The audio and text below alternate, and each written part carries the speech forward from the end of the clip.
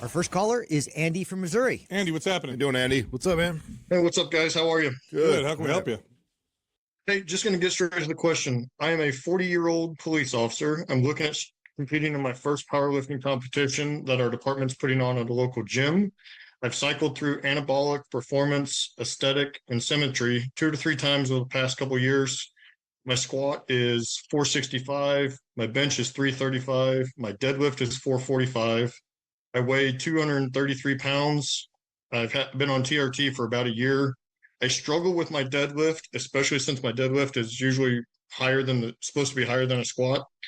How can I best get ready for this competition and increase my deadlift? Yeah, good question, by the way. Thanks for what you do as a profession, by the way. Yep. I mean, is this competition going to be 3 lift total or just 1 lift?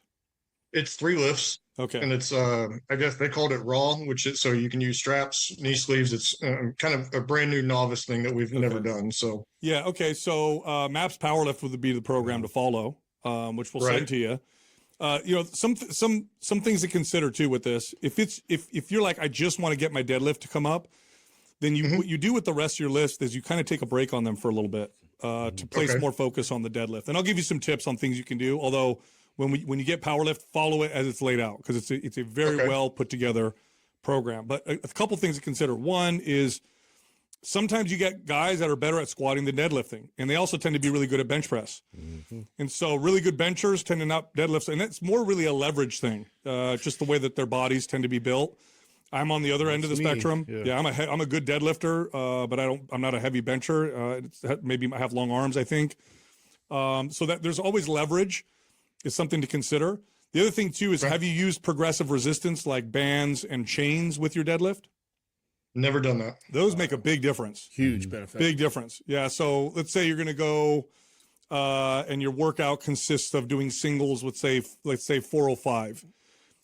You would put, let's say, 370 on the bar, but you'd add maybe 20 pounds of chains or even 30 pounds of chains. So the top of the lift, you're real heavy, but at the bottom of the lift is much lighter. Chains and bands could be assisting as well. That progressive resistance tends to break through those types of plateaus. Nonetheless, MAPS Powerlift, follow that because you're doing a 3 lift total, so you should get better in all 3 lifts with that program. Yeah. So caveat to that is I'm gonna have to have surgery on my finger due to a work comp thing. So I'm gonna cycle through this for the next competition next year.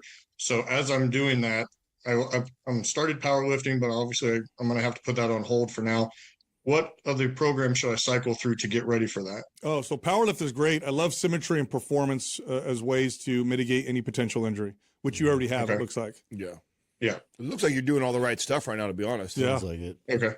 Is there an order that I should be doing it in any particular way? And then obviously do powerlifting probably about the 3 months before the competition starts. Yeah. No, I would go. Which one did you just finish?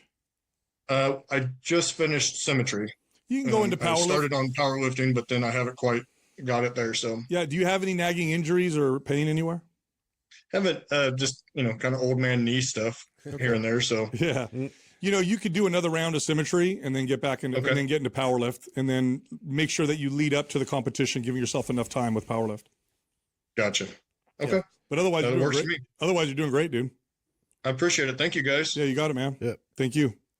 Thank you. Yeah, it was easy. Yeah, Straightforward. Yeah, progressive. The chains and bands were a game changer for me. Oh yeah. My deadlift was stuck in the mid 5s, low 5s actually for a while. Started using chains and bands in particular. Chains are good too, but those Such are pretty a good brutal. bridge, in between. Oh man, it got my deadlift to progress Especially crazy. if it's the first time you're using them. Oh yeah, Yeah. He's never messed with them And yet. with bands, I would do interesting things. I would do it where they would assist the lift. I'd do it where they're at the bottom, which is kind of similar. Yeah. Then I would do it to where the bands were attached kind of away from the deadlift to help with my pullback and my lockout. And you could do this with bands where you make the resistance different angles to work on different parts of the Pulling you lift. forward, or Oh yeah, that helps a lot. Made a huge difference. But then the leverage thing, that's a big one. Oh yeah, a lot of people assume that the deadlift should just be higher. It's not true at all. I mean, you're that way, right, Justin? Your squat is bigger than your deadlift, Yeah, right? it is. Yeah, no, it's embarrassing, but it's true. not embarrassing. It's It's not. the way you're I mean, doing I it. wish I had your squat. So it's like, it's typically one or the other. Great deadlifters almost are never great bench pressers. The long arms are great for deadlifts, Yeah. terrible for bench That's press. what I like about powerlift, though. It's kind of like an equalizer in that regard. Yeah, Yeah. right. Because it balances it out, right? No, I agree.